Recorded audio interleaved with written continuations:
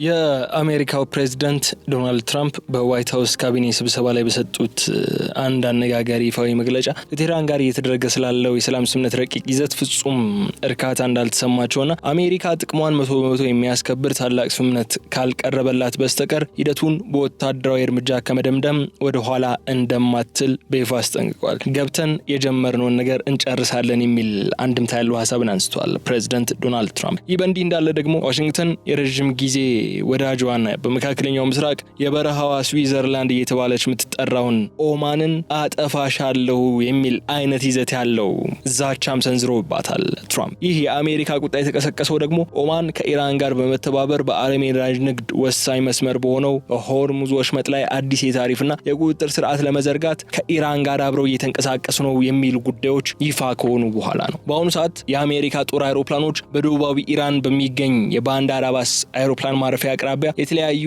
ወታደራዊ ይዞታዎች ላይ ተከታታይ የአየር ድብደባዎች አካሂደዋል መባሉን ተከትሎ የኢራን አብዮታዊ ዘብ ወይም IRGCም በኩዌት የሚገኘውን የአሜሪካ ወታደራዊ አየር ማረፊያ ኢላማ በማድረግ ቀጥተኛ የአጸፋ እርምጃ መውሰዱን ባስታወቀበት ሰዓት ከድርድሩ ጋር ተያይዘው እየወጡ ያሉ እነዚህ እርስ በርስ መወነጃጀልን የተሞላባቸው ነገሮች ምናልባት የሰላም ተስፋው እንዲጨልም እያደረጉት ነው ወይ የሚል ጉዳይ ተነስቷል። ከዚህ ጋር ተያይዞ በሌላ በኩል ዋይት ሃውስ የተፈበረከ የሐሰት ወሬ ሲል ያጣጣለውን የኢራን ሚዲያዎች ኢስላም ረቂቅ ሰነድ ሲሉ ይፋ ያደረጉትን መረጃም ምን ይዟል የሚለውን እናያለን። በሌላ በኩል አሜሪካ ለምንድነው ሉዓላዊቷን ሀገር ኦማንን አጠፋሻለሁ ወይም በቦምቦች ደበድብሻለሁ የሚልን ማስፈራሪያ ልትሰነዝርባት ያስፈልጋት የሚለውን እናነሳለን። ይህ ፍጥጫ የዓለም የነዳጅ ገበያና የጂኦፖለቲካ ሁኔታዎችን ወዴት ነው የሚያመራው የሚለውን ነጥብም አብረን እናነሳዋለን። ዛሬ በዚህ የልዩ ጥንቅር የትንታኔ ፕሮግራማችን ከቀጠናው ወታደራዊ ፍልሚያ ጀርባ ያሉትን ሚስጥራዊ ዲፕሎማሲ ሴራዎች፣ የስለላ ተቋማቱን ፍልሚያና አንኳር የዕለቱን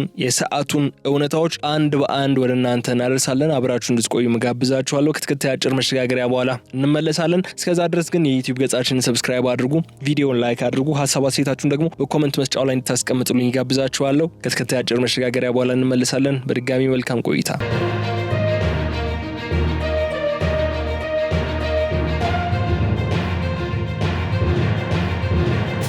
የአሜሪካው ፕሬዝዳንት ዶናልድ ትራምፕ በዋይት ሃውስ ካቢኔ ስብሰባ ወቅት በሰጡት ይፋዊ መግለጫ አሜሪካ በአሁኑ ወቅት ከኢራን እስላማዊ ሪፐብሊክ ጋር እየተደረገ ስላለው የሰላም ስምምነት ረቂቅ ይዘት ፍጹም እንዳረካችና ስምምነቱን በዚህ መልኩ ለመቀበል ዝግጁ እንዳልሆነች አስታውቀዋል።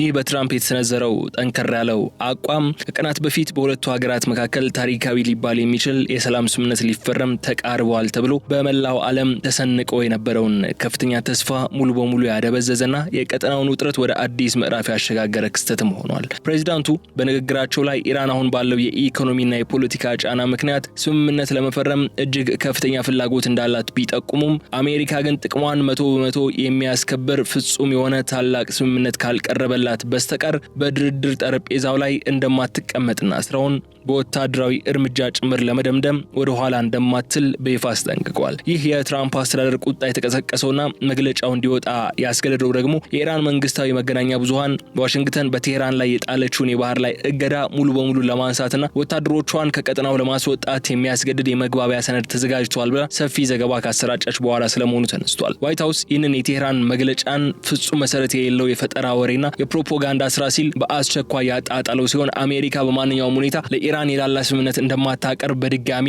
ያረጋገጠ ክስተት ሆኗል። ይህ ጉዳይ የዋሽንግተን ዋነኛ ዓላማ በድርድር ጠረጴዛው ላይ ከፍተኛውንና የማይናወጠውን የላይኛው እጅ ወይም አፐር ሃንድ ይዞ ለመቀጠል መሆኑን ያስረዳናል። ፕሬዝዳንቱ አሁን ባለው ሁኔታ የተወሰነ ስምምነት ላይ መድረስ ቢቻልም የእርሶ አስተዳደር ግን የታሪክ ተወቃሽ የሚሆን ተራ ሰነድ ላይ ከመፈረም ይልቅ ለአሜሪካ ስልታዊ የበላይነት የሚያጎናጽፍ ታሪካዊ ድል ብቻ እንደሚፈልግ ለዓለም አቀፉ ማህበረሰብ እያስገነዘበ ይገኛል። ይህ በእንዲህ እንዳለ ከቴህራን ወገን የሚመጡ ምላሾችም እርስ በርሳቸው የሚጋጩና ውጥረቱን ይበልጥ የሚያባብሱ ሆነው ተገኝቷል። የኢራን ወታደራዊ ክንፍ የሆነው እስላማዊ አብዮታዊ ጥበቃ ጦር ወይም IRGC ከፍተኛ አመራሮቹ ሀገራቸው ከአሜሪካ ጋር ዳግም ወደ ለየለት የጦርነት አዙሪት የመግባት እድሏ እጅግ የጠበበ መሆኑን ሲገልጹ ተደምጧል።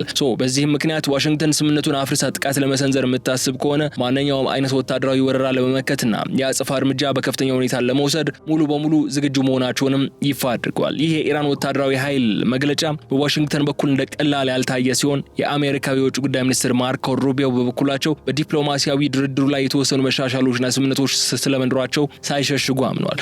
ይሁን እንጂ ሚኒስትሩ አክለው ያሳሰቡት በመጪዎቹ ጥቂት ቀናትና ሰዓታት ውስጥ በሁለቱ ሀገራት መገናኛ መስመሮች ላይ የሚታዩትን ሂደቶች እጅግ በጥንቃቄና በንቃት መከታተል እንደሚያስፈልግ ገልጸው ዋሽንግተን ሁልጊዜም ቢሆን ለሰላማዊና ለዲፕሎማሲያዊ አማራጮች ቅድሚያ እንደምትሰጥ፣ ነገር ግን ይህ ሳይሆን ቢቀር ሌሎች እጅግ አጥፊ የሆኑ ጠንካራ አማራጮችም በእጇ ላይ ተዘጋጅተው መቀመጣቸውን አስታውቀዋል። ይህም በሁለቱ ሀያላን መካከል ያለው አለመግባባት የቃላት ጦርነት ብቻ ሳይሆን ከጀርባው የዓለምን የኃይል ሚዛን የሚቀይር ስልታዊ ሽኩቻ እንዳለበትም በግልጽ የሚያስረዳ ነው። ትራምፕ የኢራንን የኢኮኖሚ መንኮታኮት እንደ መልካም አጋጣሚን በመጠቀም ሀገሪቱን ሙሉ በሙሉ በአሜሪካ ፍላጎት ስር ለማንበርከክ እየገፉበት ባለበት በዚህ ወቅት በቴህራን በኩል ደግሞ የውስጥ ፖለቲካዊ ቀውሱን ለማለዘብ ሲባል የአሜሪካን እገዳዎች የሚያስነሳ ስምምነት በአስቸኳይ መፈለጉ ሂደቱ እጅግ ውስብስብ አድርጎታል። ይህ አሁን የምናነሳው ጉዳይ ፕሬዚዳንት ዶናልድ ትራምፕ በካቢኔ ስብሰባቸው ላይ በግልጽና በማያሻማ መልኩ እንዳስቀመጡት ከኢራን ጋር በሚደረግ ማንኛውም አይነት ወደፊት ስምምነት ውስጥ ዓለም አቀፉ ማህበረሰብ የማይደራደርበት አንደኛውና ዋነኛው ነጥብ የሆርሙዝ የባህር ወሽመጥ ሙሉ በሙሉ ለዓለም አቀፍ ንግድ መርከቦችና ለነዳጅ ጭነት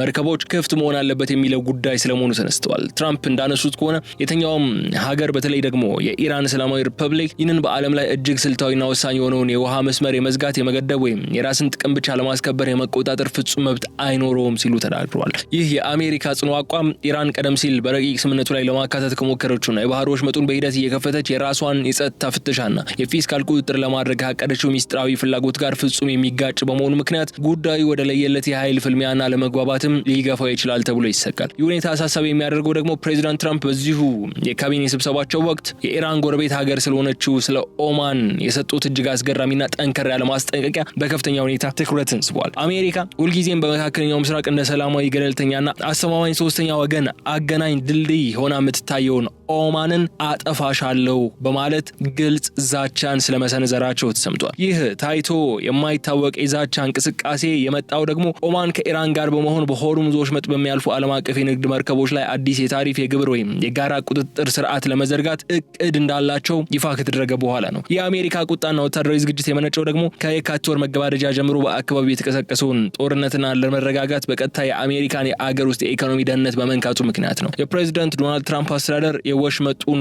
ጉዳይ አስመልክቶ በሰጡት መግለጫ ይህ የባህር መስመር ፍጹም ዓለም አቀፍ የውሃ አካል መሆኑና ማንም ቀጠናዊ ኃይል ወይም ጥምረት ሊቆጣጠረው፣ ሊቀይረው ወይም የራሱን የክፍያ ስርዓት ሊጭንበት እንደማይችል ነው በቁጣ ያስታወቁ ያሉት። አሜሪካ ይህንን መስመር በኃይል እንደምትጠብቅ ስትገልጽ በስተጀርባው ያሉ ትልቁ ምክንያት በአገር ውስጥ እያናረ የመጣው የነዳጅ ዋጋና በምርጫ ማግስት ባለው የፖለቲካ ምህዳር ላይ የተፈጠረ ያለውን ህዝባዊ ጫና ስለመሆኑ ግልጽ እየሆነ ይገኛል። የአዲሱ ውጥረት ባለፉት በርካታ አስርት ዓመታት ውስጥ የተገነባውን የመካከለኛውን ምስራቅ ዲፕሎማሲያዊ ገጽታና ረቂቅ ሚዛን በአንድ ጀንበርም የቀየረ ክስተት ሆኗል። ለዚህ ማብራሪያ ይሆን ዘንድ የኦማንን ልዩ ታሪካዊ ሚና መመልከት ያስፈልገናል። ኦማን በዋሽንግተንና በቴህራን መካከል እጅግ የከረሩና የጦርነት አፋፍ ላይ የደረሱ ግጭቶች በሚፈጠሩበት ጊዜ ሁሉ በሚስጥር ሆነ በይፋ መሪዎችን በማገናኘት የታገቱ ዜጎችን በማስፈታትና የኒውክሌር ስምምነቶችን ጨምሮ በርካታ ረቂቅ ድርድሮችን በስኬት በማካሄድ እንደ ብቸኛ የሰላም መተንፈሻ ድልድይ ሆና ያገለገለች ሀገር ነበረች። አሁን ግን በሆርሙዝ ወሽመጥ ደቡባዊ ጫፍ ላይ ስትራቴጂካዊ መልክዓ ምድርን ይዛ የምትገኘው ይህችው ሀገር ከኢራን ጋር የጀመረችውን የጋራ የባህር ታሪፍ እቅድ የአሜሪካን ቁጣ ወደማይገታ የጥፋት ዛቻ ቀይሮታል። ቴህራን በአሁኑ ወቅት በአካባቢው እየተካሄደ ያለውን ጦርነት ለማቆምና ከተቃዋሚዎቿ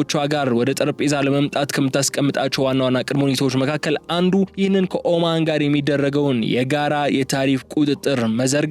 ሆኖም ዋሽንግተን ይህንን ዓለም አቀፍ የባህር መስመር የበላይነት ለኢራንና ደጋፊዎቹ አሳልፎ የመስጠት ፍላጎት ጨርሶ የሌለ በመሆኑ ምክንያት ሌላ የግጭት አዙሪት ሊያስነሳ የሚችል ነጥብ ሆኖ ተነስቷል። የአሜሪካ ስጋት ቁጣና ወታደራዊ ምላሽ በቃላት ደረጃ ብቻ የተገደበ አይደለም። ይልቁንም ወዲያውኑ ወደ መሬት የወረዱ ጠንካራ እርምጃዎች እየታዩ ነው ያሉት። ዋሽንግተን በሆርሙዝ ወሽመጥ ላይ የክፍያ ስርዓቱን በተግባር ለሚያስፈጸምና አዲሱን መመሪያ ለመጫን በቀጥታ በሚንቀሳቀሱ የኢራን ከፍተኛ ባለስልጣናት ላይ አዳዲስና ከባድ የሆኑ የፋይናንስ ማዕቀቦችን ስለመጣሏ ተሰምቷል። ይህንን ተከትሎም በቀጠናው ያለው ወታደራዊ ትንኮሳ ወደ ለየለት የኃይል እርምጃ ነው እየተራመደ የሚገኘው። የኢራን አብዮታዊ ዘብ በኩዌት የሚገኘውንና ለአሜሪካ ወታደራዊ እንቅስቃሴዎች እጅግ ወሳኝ የሆነውን የአየር ማረፊያ ኢላማ ማድረጉንም በይፋ አስታውቋል። ቴህራን ይህንን እርምጃ የወሰደችው ደግሞ አሜሪካ በደቡባዊ ኢራን በሚገኙና ስልታዊ ጠቀሜታ ባለው የባንዳር አባስ አይሮፕላን ማረፊያ አቅራቢያ ለሰነዘረችው ጥቃት የተሰጠ ቀጥተኛ የአጸፋ ምላሽ መሆኑን በመግለጽ ነው። ሁኔታው ወደ ከፋና ወደማይመለስ ቀውስ እያመራ መሆኑን የሚያሳየው ይህ ክስተት አሜሪካ በዚሁ በደቡባዊ ኢራን የሚገኙ የተለያዩ ወታደራዊ ይዞታዎችን፣ የሚሳኤል ማስወንጨፊያ ጣቢያዎችና የራዳር ማዕከላት ላይ አዳዲስና ተከታታይ የሆኑ የአየር ድብደባዎች ማካሄዷን ተከትሎ ነው። እነዚህ የአየር ላይ ጥቃቶች የኢራን የመከላከል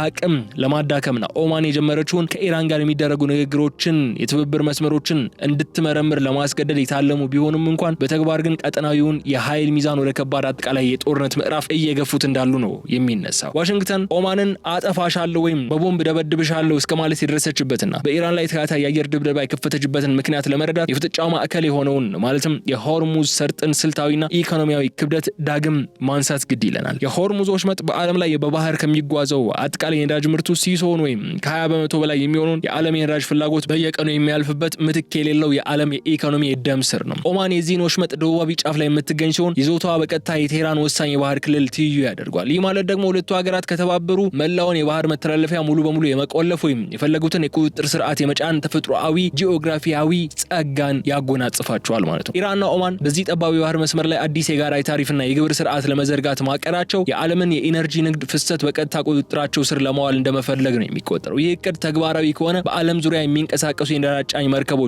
ዓለም አቀፍ የንግድ ተቋማት ላይ እጅግ ከባድ የሆነ አዲስ የፋይናንስ ጫናን የሚፈጥር ከመሆኑም በላይ ዋሽንግተን ከሁለተኛው የዓለም ጦርነት ማግስት ጀምሮ በዓለም አቀፍ የባህር መስመሮች ላይ ያላትን የብዙ ዓመታት ነጻ የመጓጓዣ ዋስትናና የባህር ላይ የበላይነት በግልጽ የሚገዳደር ይሆናል።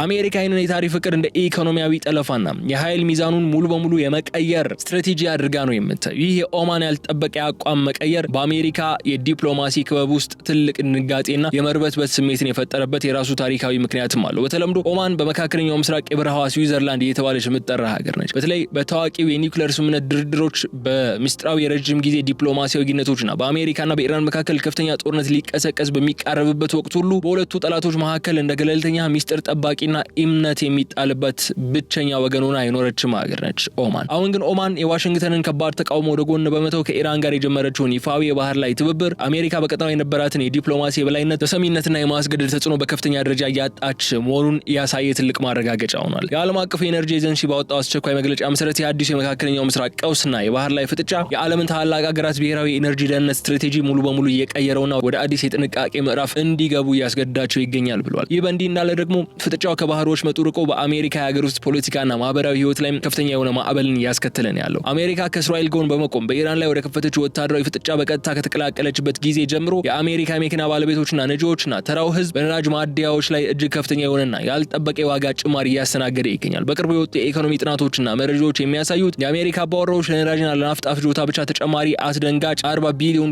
ወጪ ለማድረግ የተገደዱ ሲሆን ይህም በአማካኝ በአንድ መደበኛ ቤት ላይ $300 በላይ ተጨማሪ ወርሃዊ የኑሮ ጫናን ፈጥሯል የሚል ጥናት ነው ወጥቷል። የሀገር ውስጥ የኢኮኖሚ ቁስልና የዋጋ ግሽበት ደግሞ የዶናልድ ትራምፕ አስተዳደር በሆርሙዝ ወሽመጥ ላይ ለሚነሱ ማናቸውም ስጋቶች ዲፕሎማሲያዊ አካሄድን ትተው እጅግ ፈጣን ጨካኝና ወታደራዊ ምላሽ ለመስጠት የገፋፋቸው ዋነኛው የውስጥ የፖለቲካ ግፊት ሊሆን ይችላል የሚል እምነቶችን ተቀምጧል። ምንም እንኳን በመሬት ላይ የኃይል እርምጃዎች፣ የሚሳኤል ጥቃቶችና የአየር ድብደባዎች ቢቀጥሉም ከትዕይንቱ በስተጀርባ በአሜሪካና በኢራን መካከል ግጭቱ ከቁጥጥር ውጪ እንዳይወጣና ወደማይመለስ ዓለም አቀፍ የጥፋት ቀውስ እንዳያመራ የሚያስችሉ ረቂቅ ስምምነቶች የተዘጋጁ ስለመሆኑም ግን ግልጽ መረጃዎች አሉ። በዚህ አዲስና ረቂቅ ስምምነት መሰረት በአሜሪካ በኩል ከፍተኛ ቁጣን ቀስቅሶ የነበረው የኢራንና የኦማን የጋራ የሆርሙዝ ወሽመጥ የባህር ማጓጓዣ የታሪፍ ቁጥጥር ትብብር ጉዳይ በድርድሩ ጠረጴዛ ላይ ዋነኛ አጀንዳ ሆኖ ስለመቅረቡ ተነስቷል። ይሁን እንጂ ዋሽንግተን ስምምነቱን ለመቀበል ቅድመ ሁኔታ ያስቀመጠችው ኢራን በወሽመጡ ውስጥ የያዘቻቸውን የንግድ መርከቦች በአንድ ወር ጊዜ ውስጥ ያለምንም ቅድመ ሁኔታ እንድትለቅና የባህር ላይ እንቅስቃሴው ወደ ነበረበት ሰላማዊ ደረጃ እንዲመለስ የሚጠይቅ ነው። በሌላ በኩል ደግሞ ይህ ድርድር የኢራንን የኒውክሌር መርሃ ግብር እንደማይጨምር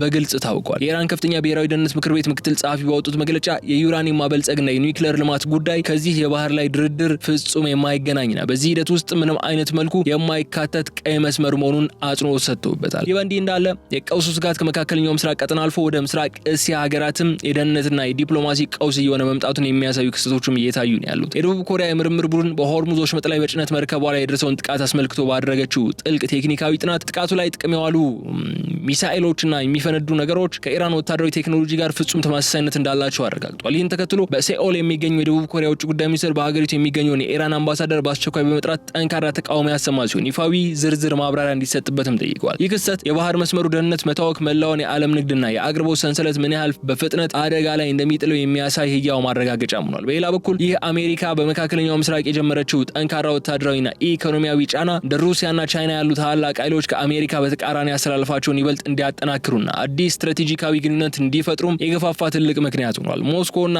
ቤጂንግ አዳዲስ የረጅም ጊዜ ስልታዊ ስምምነቶችን በመፈረም ሩሲያ ለቻይና ግዙፍ ኢኮኖሚ ያልተቋረጠና አስተማማኝ የኢነርጂ አቅርቦት እንደምታረጋግጥ እንዲሁም ሁለቱ ሀገራት የጋራ የኒውክሌር ፕሮጀክቶችን በጋራ እንደሚያራምዱ አስታውቋል። ይህ እርምጃ አሜሪካ በሆርሙዝ ወሽመጥ ላይ በምትፈጥረው ወታደራዊ ቀውስ ምክንያት ሊመጣ የሚችለውን የዓለም አቀፍ የነዳጅ መቆራረጥ አስቀድሞ ለመከላከልና የአሜሪካን ማዕቀቦች ዋጋ ለማሳጣት የታለመ ስልታዊ ምላሽ ተደርጎም የሚወሰድ ነው። ይህ የሆርሙዝ ወሽመጥ ፍጥጫ የዓለማችን 7 የኢንዱስትሪ በለጸጉ ሀገራት ማለትም የቡድን 7 የፋይናንስ ሚኒስትሮች ከፍተኛ ስጋት ውስጥ የጣለ ሲሆን ጉዳዩን ለመምከርም አስቸኳይ ስብሰባ እንዲያደርጉ አስገድዷቸዋል። የቡድን 7 መሪዎች በመካከለኛው ምስራቅ እየተካሄደ ባለው ጦርነትና በባህር መስመሮች መዘጋት ምክንያት በዓለም ደረጃ ሊፈጠሩ የሚችሉትን ከፍተኛ ኢኮኖሚ ውድቀቶች፣ የዋጋ ግሽበቶችና የገበያ ለመረጋጋት ለመቋቋም በጋራ ለመስራትም ቃል ገብተዋል። ይሁን እንጂ በአሜሪካ አዳዲስና ጠንካራ የታሪፍ ፖሊሲዎች እንዲሁም ከሩሲያ ጋር ባለ ግንኙነት ዙሪያ በራሳቸው በቡድን 7 ሀገራት መካከል ያለው የውስጥ የፖለቲካ ልዩነት ይህንን የጋራ ምላሽ ምን ያህል ውጤታማ እንደሚያደርገው አሁንም ጥልቅ ጥያቄ ምልክትን ጥሏል። አሜሪካ የረጅም ጊዜ ወዳጇን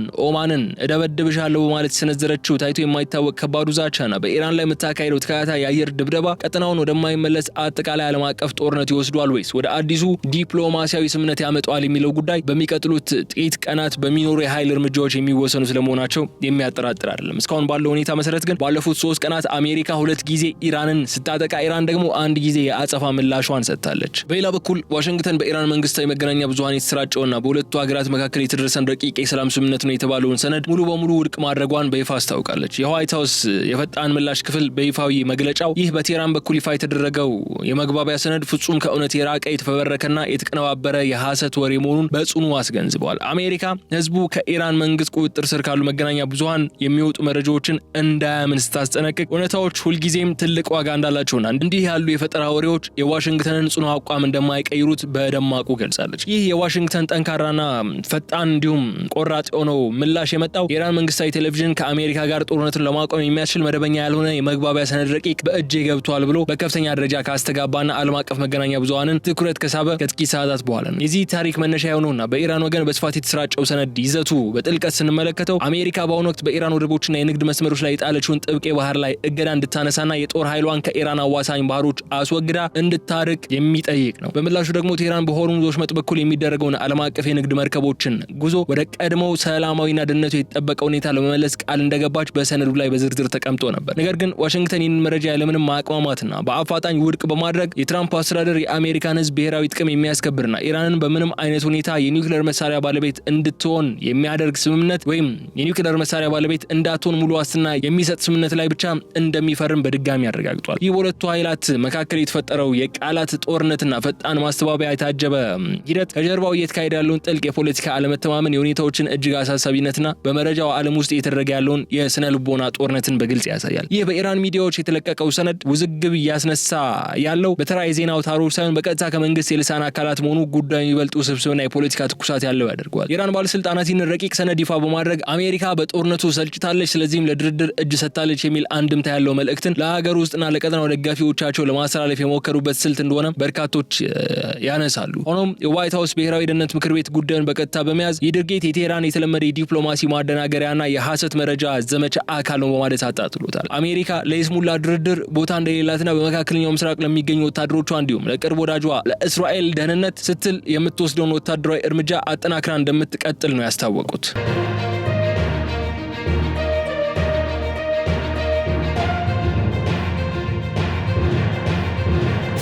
በዚህ ላይ የምንረዳው ትልቁ እውነት ይህ ጦርነት በምድር ላይ በረገቡ አረሮችና በሚሳይሎች ብቻ የሚካሄድ ሳይሆን በማህበራዊ ሚዲያና በይፋዊ መግለጫዎች ጭምር የሚካሄድ የፕሮፓጋንዳ ግንባር ያቀፈ መሆኑን ነው። የኢራን ወገን ሰነዱን የስኬት መጀመሪያ አድርጎ ለማቅረብ ሲጥር፣ የዋሽንግተን ፈጣንና የማያሻማ ማስተባበያ ደግሞ የሰነዱን ተቀባይነት ገና ከጅምሩ ቀጭቶታል። ይህ ድርጊት በሁለቱ ሀገራት መካከል ያለውን የዲፕሎማሲ መስመር ይበልጥ ያሻከረው ሲሆን ወደፊት ሊደረጉ የሚችሉ እውነተኛ የሰላም ንግግሮችንም ጥልቅ ጥርጣሬ ውስጥ እንዲገቡ፣ እንዲወድቁ፣ እንዲጥላቸው ያደርገዋል። የኢራን ፓርላማ የኢኮኖሚ ኮሚቴ ጸሐፊ መይሳም ዞሃሪያን እንዲሁም ሌሎች የቴህራን ከፍተኛ ባለስልጣናት ይፋ ያደረጉት መረጃ ስንመለከት ይህ ሰነድ ኢራን በአሁኑ ወቅት የገጠማትን እጅግ የበረታ ወታደራዊና የኢኮኖሚ ጫና በአንድ ጊዜ ለማቃለል ታስቦ የተዘጋጀ ስልታዊ ሰነድ ነው ሲሉ ይገልጹታል። ሰነዱ በተለይ በአሜሪካ ላይ በርካታ ግዴታዎችን የሚጥልና ለቴህራን ሰፊ የመተንፈሻ ቀዳዳዎችን የሚሰጥ ሆኖ መዋቀሩ አሜሪካ ሰነዱን ገና ከመሬት ሳታነሳው እንድትወረውረው ካደረጓት ዋና ዋና ምክንያቶች መካከል ይጠቀሳል። በኢራን መገናኛ ብዙሃን በሰፊው የተሰራጨው የዚህ ረቂቅ ሰነድ የመጀመሪያውና እጅግ አንኳሩ ነጥብ ስምምነቱ በይፋ ተፈርሞ ስራ ላይ ከዋለበት ቀን ጀምሮ ባሉት የመጀመሪያዎቹ 30 ቀናት ውስጥ አሜሪካ በኢራን ወደቦች ላይ የጣለችውንና የሀገሪቱን ወጪና ገቢ ንግድ ያነቀውን ጥብቅ የባህር ኃይል እገዳ በአስቸኳይ እንድታነሳ የሚደነግግ ነው። ከዚህ በተጨማሪ ዋሽንግተን በኢራን አዋሳኝ ባህሮችና በቀጠናው ያሰማራቻቸውን ግዙፍ የጦር መርከቦችና ወታደራዊ ኃይሎች በሙሉ ወደ ኋላ እንድታፈገፍግም ያዛል። በምላሹ ደግሞ የኢራን እስላማዊ ሪፐብሊክ በዓለም አቀፉ የንግድ መስመር ላይ በተለይም በሆርሙዝ ስትሬት በኩል የሚደረገውን የነዳጅ ጫኝና የንግድ መርከቦች እንቅስቃሴ ወደ ቀድሞ ሰላማዊና ደህንነቱ የተጠበቀ ሁኔታ ለመመለስ እንዲሁም በማናቸውም መርከቦች ላይ ጥቃት ከመሰንዘር ለመቆጠብ ቃል እንደምትገባ በሰነዱ ላይ ተጽፏል። ይህም የሚያሳየው ቴህራን የዓለምን የነዳጅ መስመር የመዝጋት አቅቧ እንደ ትልቅ የድርድር ካርድ ለመጠቀም መሞከሯን ሲሆን የዚህ ረቂቅ ስምምነት ይዘት በዚህ ብቻ የሚያበቃ ለመሆን ደግሞ ሌሎቹ ስብስብ ጉዳዮችም እንዳሉት ማንሳት ይገባናል። የዚህ ረቂቅ ስምምነት ይዘት በዚህ ብቻ የማያበቃ ይልቁንም አጠቃላይ የመካከለኛው ምስራቅን የፖለቲካ ካርታ የሚቀይሩና ለአሜሪካ ፈጽሞ ተቀባይነት የሌላቸውን ወታደራዊና የፋይናንስ ጥያቄዎችን የሚያካትት ነው። በሰነዱ ላይ በግልጽ እንደሰፈረው በሊባኖስና በሌሎች የቀጠናው ሀገራት የተቀሰቀሰው ጦርነት ሙሉ በሙሉ እንዲቆም ሁለቱም ወገኖች ማለትም አሜሪካ፣ እስራኤልና ኢራን እርስ በርሳቸው ላይ በቀጥታም ሆነ በተዘዋዋሪ ኃይል ከመጠቀም እንዲታቀቡና የጋራ ሉዓላዊነት መከባበር እንዲኖርን ይጠይቃል። ነገር ግን የዋሽንግተንን ቁጣ ይበልጥ የቀሰቀሰውና ሰነዱ የፈጠራ ወሬ መሆኑን በግልጽ ያሳየው አሜሪካ ለኢራን ቢሊዮን ዶላር ግዙፍ የመልሶ መቋቋሚያ ፈንድ እንድትሰጥና ቀደም ሲል በኢራን የነዳጅ ሽያጭ ላይ የጣለቻቸውን ከባድ ማዕቀቦች ደረጃ በደረጃ ሙሉ በሙሉ እንድታነሳ የሚጠይቀው የሰነዱ ክፍል ነው። በከፍተኛ ሁኔታ ይህ ሰነድ የሐሰት ነው ተብሎ እንዲጣል ያደረገው የአይነቱ ጥያቄ በጦርነት ላይ ያለች ሀገር ድል አድራጊ ሆና ስትወጣ ብቻ የምታቀርበው አይነት በመሆኑ በአሜሪካ የፖለቲካ ልሂቃን ዘንድ እንደ ትልቅ ማላገጫ ተቆጥሯል። የዚህ ሰነድ ሌላኛው እጅግ አሳሳቢው ክፍል መላው ዓለም ሲያነጋግር የቆየው የኢራን የኒውክሌር መርሃ ግብር የሚመለከተውን ጉዳይ ነው። በረቂቁ ላይ የኢራን የኒውክሌር መሳሪያ ከመስራት ትቆጠባለች የሚል አጠቃላይና ደካማ መግለጫ የሰፈረ ቢሆንም በአሁኑ ወቅት ሀገሪቱ በከፍተኛ ደረጃ ስላከማቸችው የዩራኒየም ክምችት ስለማበልጸግ ስራዋ ፍጥነትና ዓለም አቀፍ ተቆጣጣሪዎች በሳይቶቿ ላይ ስለሚያደርጉት ቁጥጥር ምን አይነት ሚና ይኖራቸዋል የሚለው ጉዳይ ግልጽ ገደብ ወይም ግዴታ አያስቀምጥም። ሁኔታ በትራምፕ አስተዳደርና በእስራኤል ዘንድ ከፍተኛ ድንጋጤና ትችትን ያስከተለ ሲሆን እንዲህ አይነቱ ስምምነት እውን ከሆነ ጦርነቱ ለአሜሪካ ስልታዊ ውድቀት፣ ለቴህራን ደግሞ ያልተገባ የዲፕሎማሲያዊ ድል እንደሚሆን ነው የተገለጸ ያለው። በዚህ ምክንያት ስምምነቱ ለኢራን እጅግ ከፍተኛ የገንዘብ ምንጭን የሚሰጥ ማዕቀቦችን የሚያቃልና የኒውክሌር ፕሮግራሟን ሳትገታ ወታደራዊ ጫናዋን ብቻ እንዲነሳላት የሚያደርግ በመሆኑ ምክንያት የእስራኤልን ህልውናና የምዕራቡ ዓለም ጥቅሞች አደጋ ላይ የሚጥል ነው ተብሎ ተፈርጇል። በዚህም ምክንያት ነው ዋይት ሃውስ ሰነዱ ፍጹም የተፈበረከ የበሬ የወለደው ወሬ በማለት በሩን ገና ከጅምሮ የዘጋው። ምንም እንኳን ዋሽንግተን ረቂቁን ሙሉ በሙሉ የተፈበረከ ፈጠራ በማለት ብታጣጥለውም ግን በሁለቱ ሀገራት መካከል ጦርነቱ ለማቆም የሚደረጉ የዲፕሎማሲ ጥረቶችና የስለላ ተቋማት ፍልሚያዎች ግን አሁንም በተለያዩ ሚስጥራዊ መስመሮች ይበልጥ እየተካረሩ መቀጠላቸውን የተለያዩ የደህንነት ምንጮች ይጠቁማሉ። ሰነዱ ልክ አይደለም የሚለው የክህደት ቃልና የኢራን መገናኛ ብዙሃን ያካሄዱት የፕሮፓጋንዳ ዘመቻ በሁለቱ ወገኖች መካከል ላለፉት 4 አስርተ ዓመታት የቆየውን ጥልቅ የጥርጣሬ መንገድና ፍጹም አለመተማመናቸው አሁንም ይበልጥ የጎላ መሆኑን ያሳያል። የኢራን ከፍተኛ የደህንነት ባለስልጣናት እንደሚገልጹት ከሆነ ዋሽንግተንና እስራኤል በወታደራዊ ግንባር በቀጥታ ሊያሳኩት ያልቻሉትን የኢራንን እስላማዊ ሪፐብሊክ መንግስት የመጣልና ሀገሪቱን የማዳከም ስትራቴጂ አሁን በከባድ የኢኮኖሚ ጫናና በሀገር ውስጥ በሚያካሂዱት የደህንነት እንቅስቃሴዎችና የህዝብ አመፅን ለመቀስቀስ በሚደረግ ጥረት እቅዳቸውን ለመፈጸምና ለማሳካት በከፍተኛ ደረጃ እየሰሩ ይገኛሉ ብለው ይወቅሳቸዋል። የቴህራን አሜሪካና እስራኤል በሀገሪቱ የውስጥ ብጥብጥ ለመቀስቀስ የተለያዩ የብሔርና የሃይማኖት ልዩነቶችን እንደ ግብአት ለመጠቀም እንዲሁም እንደ ስታርሊንክ ያሉ የሳተላይት መገናኛ መሳሪያዎችና የጦር መሳሪያዎችን በኮንትሮባንድ ወደ ሀገር ውስጥ በማስገባት ረብሻ ለመፍጠር እየሞከሩ ነው ስትል ነው ኢራን የምትከሰው። ይህ በሁለት ኃይላት መካከል የሚካሄደው የስለላ የሳይበርና የመረጃ ማዛባት ፍልሚያ ደግሞ ከ1980 ዓ.ም ጀምሮ የነበረውና በቅርቡ ደግሞ ወደ ቀጥታ ወታደራዊ ግጭት ያደገውን የታሪክ ጥላ የሚያንጸባርቅ ነው። አሜሪካና ኢራን መደበኛ ዲፕሎማሲያዊ ግንኙነታቸውን ካቋረጡ ረጅም ዘመናት በመቆጠራቸው ምክንያት በአሁኑ ወቅት የተቀሰቀሰው ጦርነት በሰላማዊ ድርድር የመቋጨት እድሉ በከፍተኛ ውጥረትና ስጋት ውስጥ ነው የወደቀው። ዋይት ሃውስ የኢራንን የሚዲያ ዘገባዎች ፍጹም የፈጠራ ወሬ ነው በማለት በሩን ሲዘጋ፣ ቴህራን ደግሞ በበኩሏ ጠንካራ የክስ መግለጫዎችን እያወጣች የፕሮፓጋንዳ ጦርነቱን መግፋቷ በመካከለኛው ምስራቅ ዘላቂ ሰላምን ለማምጣት የሚደረገው የዲፕሎማሲ ጉዞ ምን ያህል አስቸጋሪ፣ የተወሳሰበና በሴራ የተሞላ መሆኑን የሚያሳይ ነው። ይህ መረጃና የስነ ልቦና ጦርነት በምድር ላይ ካለው ወታደራዊ ፍልሚያ እኩል የቀጠናውን የወደፊት አፈንታ እንደሚወስን ምንም አይነት ጥርጥር የለውም። እንደዚህ አይነት መተማመን የሌለባቸው ንግግሮች በቀጠሉ ቁጥር አንዱ ሌላኛው ላይ የሚፈጽማቸው ጥቃቶች ተጠናክረው መቀጠላቸው አይቀርም። ባለፉት 3 ቀናት አሜሪካ ለሁለተኛ ጊዜ ኢራንን አጥቅታለች። የመጀመሪያው ራስን ለመከላከል በሆርሙዝ ላይ የውሃ ስር ፈንጂዎችን ሊያጠምዱ የነበሩ ጀልባዎችን ነው ታርጌት ያደረኩት ብሎም የሚሳኤል ጣቢያዎችን ነው ታርጌት ያደረኩት ብላ ነበር አሜሪካ። ለምን? ወታደሮችን ለመጠበቅ ስል ብላ ነበር። IRGC ደግሞ የአጸፋ እርምጃ ለመውሰድ እገደዳለሁ ሲል ነበር። ትላንት አመሻሽ ደግሞ በሌላ ዙር ጥቃት አሜሪካ ብቅ ብላለች። የኢራንን የወታደራዊ አየር ጣቢያን ስለመምታቷ ተነስቷል። ለዛ ጥቃቷ አሜሪካ ማብራሪያውን ስትሰጥ ሴንትኮም ሲያብራራ ከዛ ጣቢያ ላይ 4 ድሮኖች ተነስተው አምስተኛው ጨማሪ ጥቃቶች እንዳይፈጸሙብን ለማድረግ ነው ጥቃቱን የፈጸምነው የሚል ሐሳብን አንስቷል። ከዛ ባሻገር IRGCም ለእንደዚህ አይነት ትንኮሳዎችና የተኩስ አቁም ስምምነቱን የመጣስ ሂደቶች አስፈላጊውን የአጸፋ እርምጃ እንደሚወስድ ቃል በገባው መሰረት አጸፋ እርምጃዎችን እየወሰደ ስለመሆኑ ነው መረጃዎች የሚወጡት። ከዚህ ጋር ተያይዞ አሁን ለምሳሌ ኩዌት የአየር ክልሏን ጥሰው የገቡ ድሮኖችና ሚሳኤሎችን ኢንተርሰፕት ለማድረግ ወይም ለማጨናገፍ አላማቸው እንዳይመቱ ለማድረግ ጥረት እያደረገች ስለመሆኗ የኩዌት ናሽናል ኒውስ ኤጀንሲ ሪፖርት አድርጓል። የሀገሪቱ መከላከያ ሚኒስቴር ሆስታይል ሚሳኤሎችና ድሮኖችን እየተጋፈጥን ነው፣ ኢንተርሴፕት እያደረግናቸው ነው የሚል ሐሳብን አንስቷል። ከዛ ባሻገር የIRGC ኮማንደሮች ደግሞ የአሜሪካን ኤርቤዝ ታርጌት አድርገናል በባንዳር አባስ ላይ ልትፈጸምብን ጥቃት የሚል ሐሳብን ነው ያነሱት ማለት ነው። ሁኔታዎች አሁን በዚህ መልኩ እየቀጠሉ ያሉት ኢራን አሜሪካ ደካማ ነች፣ ጦርነቱን ዳግም ለመጀመር አቅሙ የላትም እያለች በምትገኝበት ወቅት በመሆኑ ምክንያት አሜሪካ አሁንም አቅም እንዳላትና በድርድር ጠረጴዛ የራሷን ፍላጎቶች ማሳካት ወይም ተቀባይነት እንዲኖራቸው አሁንም በድርድሩ ላይ አፐር ሃንዱ የሷ መሆኑን ለማረጋገጥ እየጣረች ያለች ነው የሚመስለው። በእነዚህ ጥቃቶች አሁንም ቢሆን ልንመታችሁ እንችላለን፣ አንድ እርምጃ ለመውሰድ ብትንቀሳቀሱ ቀድመን እንመታችኋለን፣ እናንተም ብቻ አይደለም በዙሪያችሁ ያሉ የጎረቤት ሀገራቶችም ግጭቱን የሚያባብሱ ድርጊቶችን የሚፈጽሙ ከሆነ እነሱንም አጠቃለሁ የሚል ማስፈራሪያና ዛቻ ነው አሜሪካ እያስተላለፈች የምትገኘው። ሌተስቷ ዛቻ የሰነዘረባት ሀገር ቀደም ብዬ እንደነገርኳችሁ ኦማን ሆናለች። ኦማንና ኢራን ከሆርሙዝ ስትሬት አውቶሪቲ ያለ አይደለ ያ ሰርጡን ለመቆጣጠር ፎርም ተደርጓል የተባለው ቦዲ ያለ አይደለ እሱ ላይ በተያያዘ ከኦማን ጋር በጋራ እየሰሩ ስለመሆኑ እናውቃለን። ባለፈው በአንድ የልዩ ጥንቅር ፕሮግራማችን የኢራኑ የውጭ ጉዳይ ሚኒስትር ቃል አቀባይ እስማኤል ባቃይ ምን ብለው ነበር? እኛ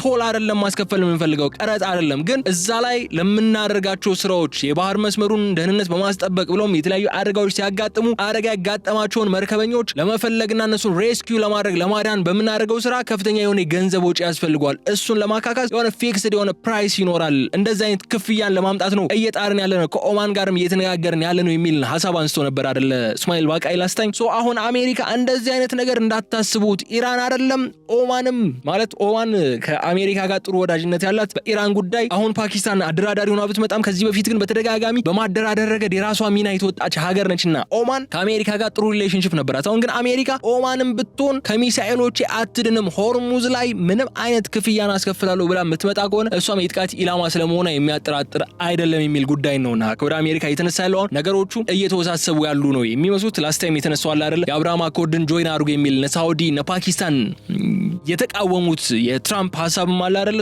የአካባቢው ነገር ይበልጥ እየተወሳሰበ ይበልጥ አስከፊ አደጋ ይዞ ሊመጣ ወደሚችልበት መንገድ እየተጓዘ ነው የሚገኘው። ሌሊቱን አሜሪካና ኢራን አንድ ሁለት ተባብለው ተተኳክሰዋል። በቀጣይ ሰዓታት ምን ይፈጠራል የሚለውን ግን እንግዲህ አብረን የምንመለከተው ይሆናል። በቀጣይ በሚኖረን የልዩ ጥንቅር ፕሮግራማችን ደግሞ ይዘንላችሁ እንመለሳለን። የተከበራችሁ የገበያ ሚዲያ ተከታታዮቻችን እስከዛ ግን በቸርነት ቆዩኝ በመመኘት የዕለቱን የልዩ ጥንቅር ፕሮግራሜን እዚህ ላይ እቋጫለሁ። አብራችሁኝ ስለነበራችሁ አመሰግናለሁ። የገበያ ሚዲያን ዩቲዩብ ገጽ ሰብስክራይብ አድርጉ፣ ቪዲዮውን ላይክ አድርጉ፣ ሐሳብ አስተያየታችሁን በኮሜንት መስጫው ላይ አስቀምጡልን። በቀጣይ በሌላ ጉዳይ እስክንገናኝ ድረስ ግን በቸር ሰንብቱልኝ። ቻው፣ ሰላም።